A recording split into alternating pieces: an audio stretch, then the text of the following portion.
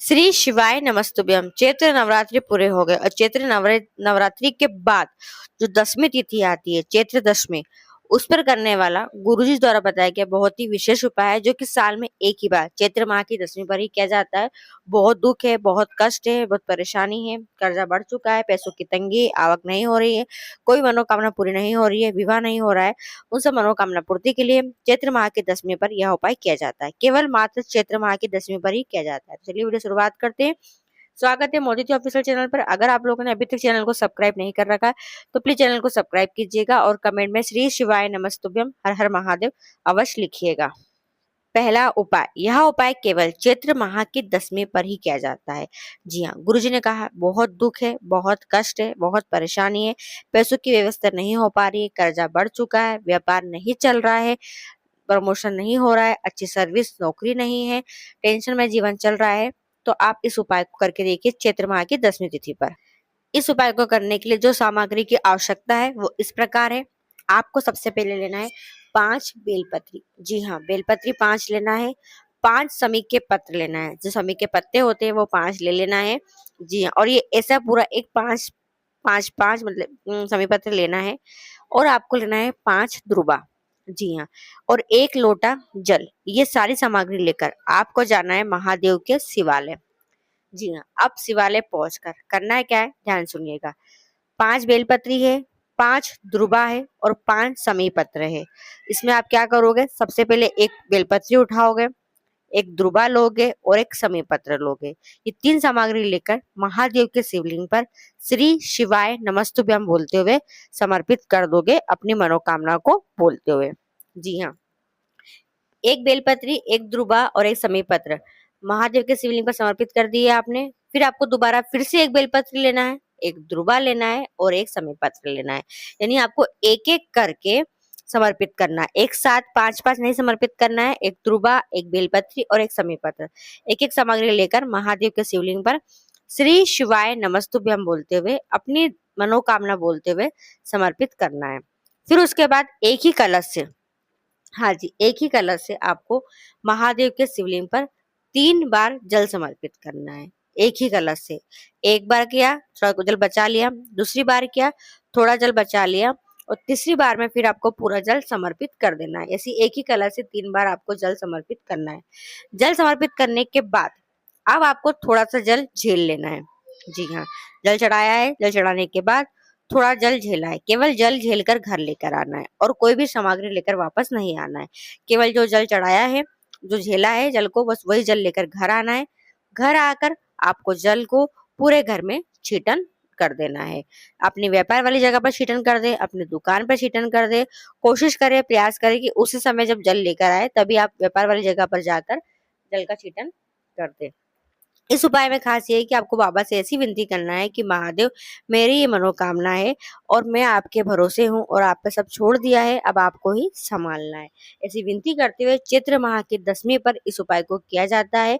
जी हाँ, जिस प्रकार दशहरा बहुत खास रहता है, महत्वपूर्ण रहता है, वैसे चैत्र माह की दसवीं भी बहुत खास रहती है। तो ये सरल सा उपाय आप चैत्र माह की दसवीं पर कर सकते हैं। दूसरा उपाय, यह उपाय है मंगल विवाह के लिए। गुरुजी ने कहा है अगर विवाह में बाधाएं आ रही, विवाह नहीं हो रहा है, उम्र बढ़ चुकी है, रिश्ते नहीं आ रहे, बहुत परेशान से हो गए हैं, तो मंगल विवाह के लिए इस उपाय को करने की शुरुआत करो। जी हाँ, और चैत्र माह के दसवीं से कीजिएगा। देखिए, जब कुछ कार्य में बाधाएं आती है तो सबसे पहले कुल देवी देवता का आशीर्वाद बहुत जरूरी रहता है। जी हाँ, तो आपको अब क्या करना है, अपने कुल देवी देवता को मनाना है।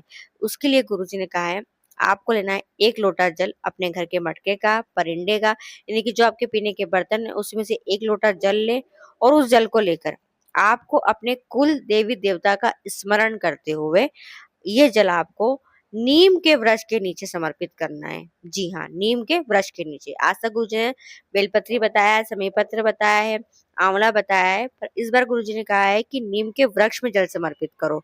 जी हाँ, जब जल समर्पित करो तो अपने कुल देवी देवता का स्मरण करते हुए समर्पित करो, क्योंकि नीम के वृक्ष में होता है देवी जी विराजमान रहती है, शीतला माता विराजमान रहती है, तो आपके विवाह के योग अवश्य बन जाएंगे।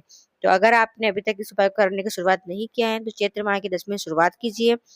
गुरु जी ने कोशिश करके कहा है कि रोज करें तो बहुत अच्छी बात है, पर अगर आप रोज नहीं कर पाते तो विशेष बीच बीच में जो भी आप कर सकते हो इस सरल से उपाय को मंगल विवाह के लिए करने की शुरुआत कीजिए।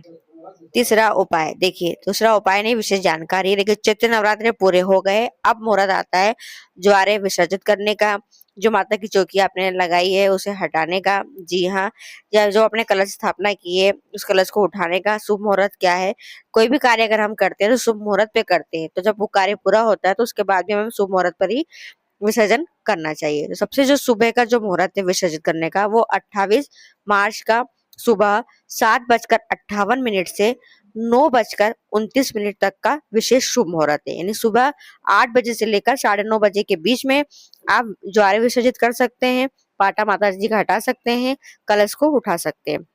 इसके अलावा जो दोपहर का मुहूर्त है अभिजीत मुहूर्त, वो है 12:56 से लेकर, जी हाँ 12:56 तक, यानी कि 1 बजे का जो मुहूर्त है 12:56 का वो अभिजीत मुहूर्त है।